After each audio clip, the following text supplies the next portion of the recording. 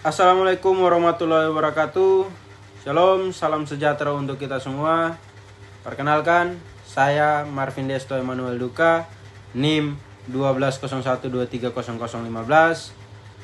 Program Studi Ilmu Politik, Fakultas Ilmu Sosial dan Ilmu Politik. Saya adalah mahasiswa Universitas Bung Karno. Di sini saya akan menjelaskan terkait dengan apa itu hati nurani dari perspektif umum. Yang kedua, apa itu hati nurani dari perspektif filsafat. Dan yang ketiga, bagaimana implementasi daripada hati nurani dalam sistem politik Indonesia. Baik, kalau kita berbicara terkait dengan hati nurani dalam perspektif umum, itu dia diartikan sebagai suatu petunjuk ataupun kompas daripada moralitas, yang dimana moral ini akan kemudian menuntun kita untuk membedakan hal yang benar dan hal yang salah. Nah, hati nurani itu sangat berperan aktif atau sangat penting dalam kehidupan kita, yang dimana hati nurani ini akan memberikan kita perasaan bahagia ketika kita melakukan hal-hal yang baik. Tetapi jika kita melakukan hal-hal yang buruk, hati nurani akan memberikan kita perasaan gelisah, takut, cemas, dan lain-lain. Nah, kalau kita mengkaji atau menganalisis hati nurani ini secara mendalam, dia kemudian memiliki beberapa aspek. Yang pertama, itu adalah aspek penilaian moralitas. Nah, aspek ini bertujuan atau berfungsi sebagai hakim. Nah, hakim dalam kehidupan kita atau hakim internal dari kehidupan kita, yang nantinya akan memutuskan dan akan menghakimi kita dengan memberikan konsekuensi-konsekuensi. Oleh karena itu, tujuan dan fungsi daripada moralitas adalah memandu kita untuk apa yang telah kita lakukan itu akan memiliki setiap konsekuensi-konsekuensinya.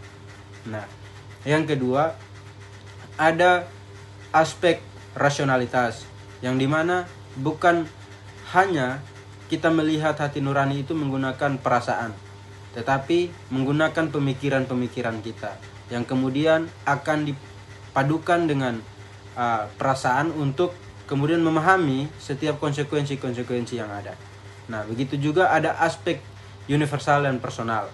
Nah, aspek ini bertujuan untuk bagaimana menyadari bahwa hati nurani itu bukan hanya bersifat atau bukan hanya ada daripada hukum universal, tetapi hati nurani adalah bagian penting dari diri kita yang menggunakan pendekatan-pendekatan personal, yang dimana hati nurani ini berlandaskan daripada latar belakang ajaran agama, terus ajaran budaya, hingga ke pengalaman hidup kita. Nah, itu yang kemudian membentuk hati nurani kita. Nah, kalau kita mengkaji ataupun menganalisis hati nurani daripada pandangan filsafat, nah, hati nurani ini dari salah seorang filsuf bernama Immanuel Kant. Dia kemudian mengartikan hati nurani itu sebagai suatu kesadaran moral yang bersifat bawaan. Artinya ini sudah ada semenjak kita lahir. Nah, hati nurani menurut pandangan daripada Immanuel Kant itu, dia berbicara bahwa hati nurani itu adalah sebagai pengadilan internal dalam kehidupan kita, yang dimana ketika kita melakukan hal yang buruk, dia akan mengadili kita dengan memberikan perasaan yang tidak bahagia. Begitu juga sebaliknya. Nah, kalau kita melihat hari ini sistem perpolitikan Indonesia, bisa saya katakan bahwa politik Indonesia hari ini tidak menggunakan hati nurani, yang dimana dalam sebuah negara yang tentunya ada rakyat dan juga ada pemerintahnya, itu kemudian mereka tidak menggunakan hati nurani, yang dimana saya melihat bahwa rakyat hari ini masih kerap disandingkan dengan praktik-praktik manipolitik dalam memilih pemimpin-pemimpin mereka. Begitu juga sebaliknya, pemerintah hari ini hanya bekerja dalam membuat kebijakan itu berlandaskan daripada kepentingan segelintir orang ataupun kepentingan individu, yang artinya kalau kita melihat daripada perspektif hati nurani, Indonesia hari ini belum menggunakan hati nurani dalam hidup berbangsa dan bernegara.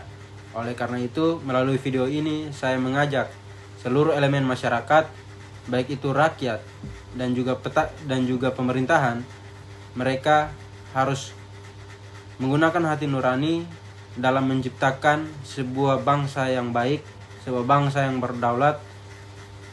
Karena kalau pemerintah hari ini masih terus menjalankan setiap kebijakan-kebijakan, contohnya dalam pembuat kebijakan yaitu legislatif, dalam hal ini adalah DPR, ketika membuat suatu kebijakan, dalam praktiknya itu bisa kita lihat bahwa mereka menggunakan kepentingan-kepentingan, baik itu daripada segelintir orang maupun individu, dan juga ada juga yang berlandaskan daripada kesenangan mayoritas, tetapi lupa akan hak-hak dasar daripada minoritas. Nah, ini kalau kita melihat dari sistem demokrasi, memang ini adalah suatu hal yang sah menurut sistem demokrasi. Tetapi kalau kita pakai perspektif keadilan, ini bukan merupakan satu hal yang patut untuk ditiru, patut untuk dilaksanakan. Oleh karena itu, mari kita hidup berbangsa dan bernegara menggunakan hati nurani. Sekian dan terima kasih.